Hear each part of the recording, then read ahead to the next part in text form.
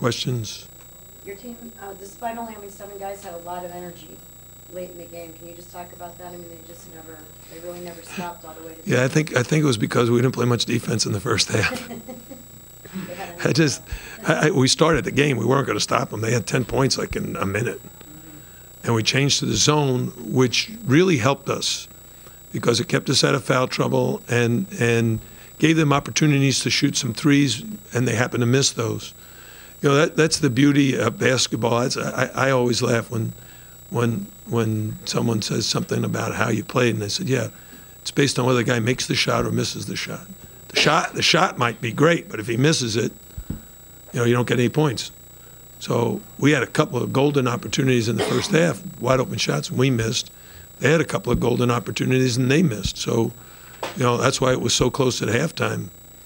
But in the second half, I thought we did a much better job. We got Buka Zindu involved, and he made some interior baskets. DJ Vasiljevic made a timely 3. Chris Likes was very, very good at distributing the ball as well as making the shots. And I thought one of the key baskets when we got ahead late was Sam Wardenberg's backdoor pass to Anthony Mack. That was critical because they were pressuring us pretty good, and we were able to come up with a nice backdoor layup. Is that the beauty of basketball or the frustrating part of basketball? Yeah, both. When he makes a shot, it's beautiful. When he misses it, that's frustrating. Can you talk about... How good was your zone in the second half, We played very little zone in the second half. At halftime, we had basically no one in foul trouble. So we'll go back man-to-man. Even though we didn't play good man-to-man to start the game, we felt like that now everybody is good. They're not in foul trouble. Buka only has 1. The other guys, they didn't get to the 1-and-1 in the first half. We actually talked about fouling them on that last possession at the timeout. Danny Manning called a timeout. And then my coaches and I huddled quickly and said, hey, we've got a foul to give. And good strategy would say you should foul. Problem is then that might be someone's second, and then they pick up a couple of early ones in the second half, and all of a sudden that foul becomes very, very critical. Why was your perimeter shooting percentage so shaky? How much did that have to do with you guys? I think we'd like to think a lot, and they'd probably think nothing at all. Because watching it just guy gets a good shot and misses. You hope it's the defense, but if I watch the tape and see that we closed out really well and they had hands high, but the young man Wynn came in, buried some corner threes. Brown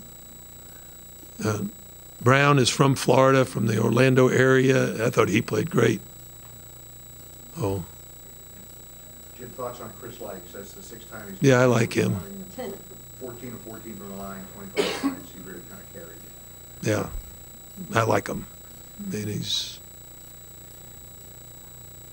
he's crazy, but he's also crazy good.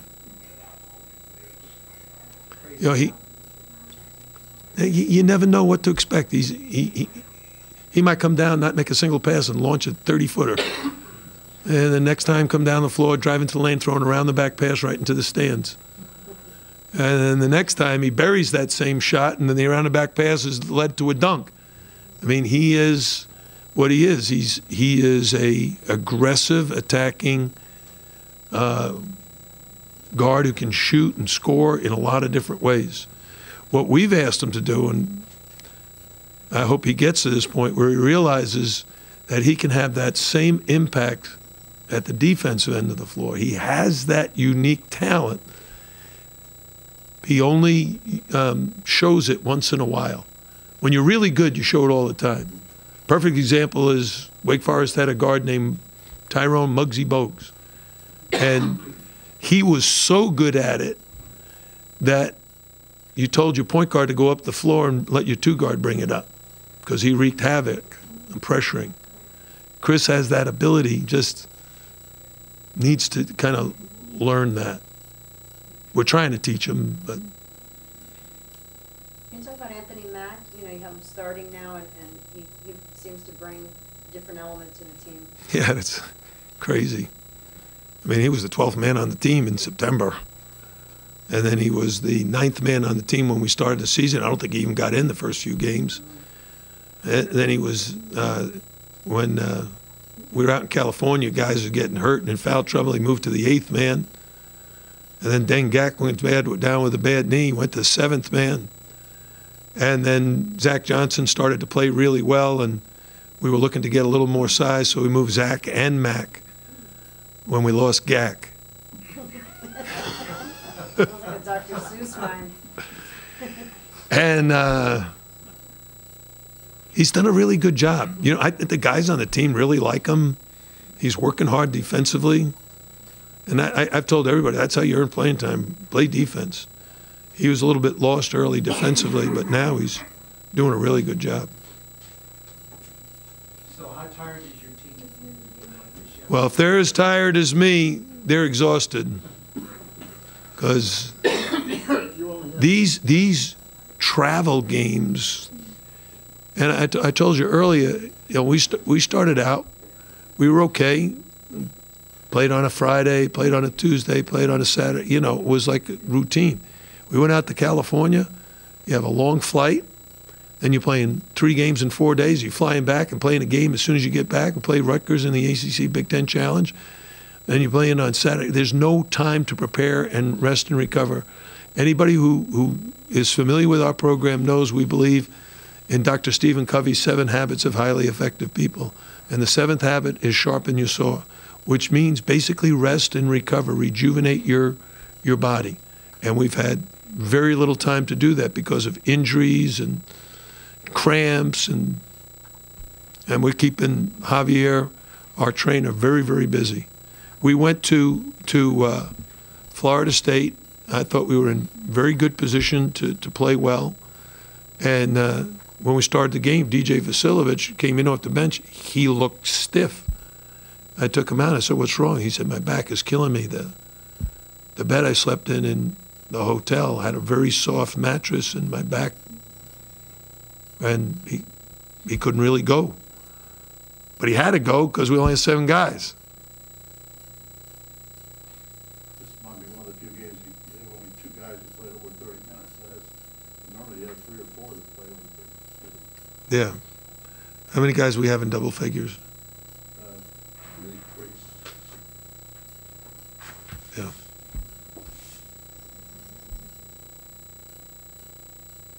Any other questions? Yeah, Jim, you must be looking forward to this week now because you got a whole week in between games, rest, practice, prepare, right? I think the players will. My staff and I will probably be recruiting. Need a couple of more bodies. Anything else? One last thing. The gentleman over here you should talk to. Leo Papil is a coach for the last 50 years, 48 years. Yeah, and he was Bruce Brown's coach and a very good lifetime friend. And for those of you who haven't followed the NBA, Bruce is starting for the Detroit Pistons. And Leo just told me he's got a shot at being in the freshman, sophomore, rookie All-Star Weekend game. Wow. Good job. Thank you, everybody. Thank you. Congratulations.